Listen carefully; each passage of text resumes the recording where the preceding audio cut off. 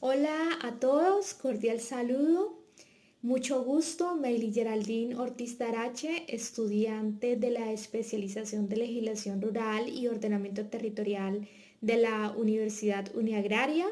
En esta oportunidad expondré sobre un tema de gran relevancia como lo es el plan de ordenamiento territorial, pero específicamente de un bello municipio como lo es el municipio de Yopal Casanare.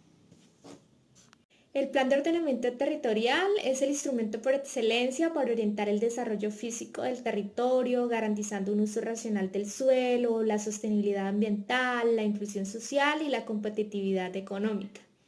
Yopal, como capital del departamento de Casanare, ha adoptado su plan de ordenamiento territorial mediante el Acuerdo 024 del 2013 y este se proyecta hasta el año 2027. La exposición que hoy les comparto profundiza en sus componentes fundamentales establecidos por la Ley 388 de 1997.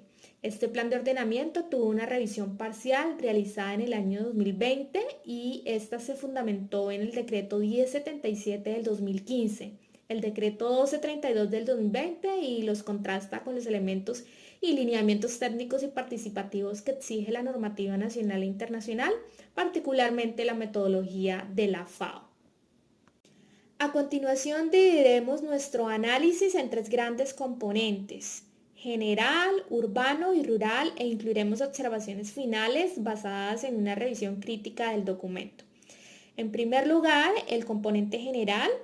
Este es la columna vertebral del Plan de Ordenamiento Territorial y define los principios, estrategias y lineamientos para orientar la ocupación del territorio en su conjunto. Contiene el diagnóstico territorial, que incluye un análisis detallado de aspectos físicos, bióticos, sociales, económicos y culturales del municipio. En Yopal se identificaron condiciones de vulnerabilidar como la ocupación informal en zonas de alto riesgo por inundaciones, especialmente en la ribera del río Cravo Sur. También se detectaron algunas problemáticas en relación al crecimiento urbano desordenado, la presión sobre ecosistemas estratégicos y deficiencias en la conectividad rural. El modelo de ocupación territorial adoptado por Yopal es un modelo policéntrico que pretende redistribuir el crecimiento del municipio, evitando la expansión descontrolada del casco urbano. Y lo que busca es articular un territorio urbano con las veredas y corregimientos mediante nodos de desarrollo y corredores funcionales. En cuanto a determinantes ambientales, encontramos que están definidas y concertadas con la Corporación Autónoma Regional Corporinoquia, e incluyen áreas de protección hídrica, zonas de amenaza por fenómenos naturales, franjas de retiro y conservación, entre otros. Y se incorporaron medidas para la protección del ecosistema de sabana y la regulación de la expansión urbana en suelos de conservación.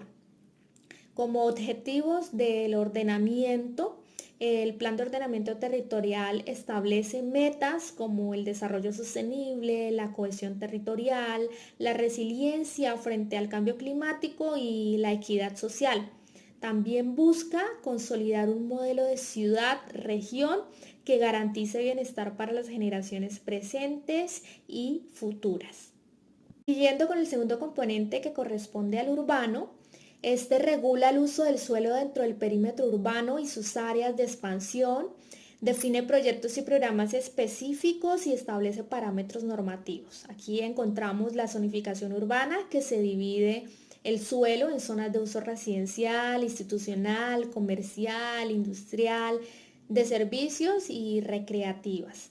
También se delimitan las áreas de expansión, zonas de mejoramiento integral y de renovación urbana. La zonificación busca equilibrar el crecimiento urbano y preservar las condiciones ambientales y patrimoniales. En cuanto a normas urbanísticas, se establecen regulaciones sobre densidades, alturas, índices de ocupación, aislamientos, entre otros. Y también se definen tratamientos diferenciales para zonas de renovación urbana, consolidación o desarrollo. Esto permite orientar el crecimiento de manera controlada y sostenible. Y en cuanto a infraestructura y servicios públicos, se proyectan obras de mejoramiento en redes de acueducto y alcantarillado, la consolidación del sistema de transporte público, ciclorrutas, accesos viales y la construcción de la planta de tratamiento de aguas residuales, PETAR. Estos proyectos son fundamentales para mejorar la calidad de vida urbana y reducir el impacto ambiental. También presenta proyectos prioritarios urbanos, incluye programas de vivienda de interés social, reasentamiento de población en zonas de riesgo, creación de parques lineales y zonas verdes y recuperación del espacio público.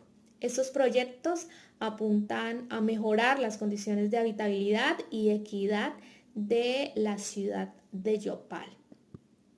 Y el componente rural regula el uso, la ocupación del suelo fuera del perímetro urbano, especialmente en zonas agrícolas, ganaderas, forestales y de conservación.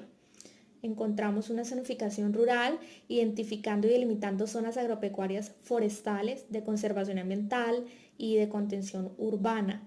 Se establecen criterios para el uso adecuado del suelo de acuerdo con su vocación y la capacidad productiva. Se busca frenar la expansión urbana sobre suelos rurales productivos. Y vemos las unidades de planificación rural UPR. Las UPR permiten organizar el territorio rural en sectores más manejables para la planificación, la inversión y la participación ciudadana. Cada UPR cuenta con un diagnóstico específico, con metas y estrategias adaptadas a su realidad.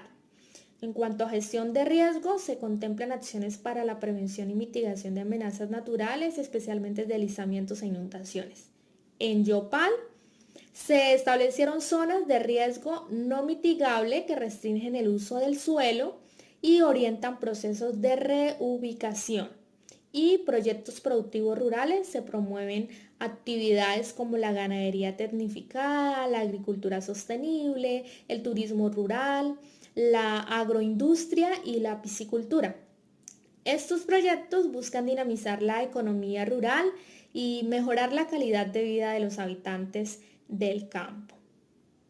Es de notar que este plan de ordenamiento territorial ha contado con procesos complementarios y participativos, como la revisión excepcional del año 2020 bajo el decreto 1232 del 2020.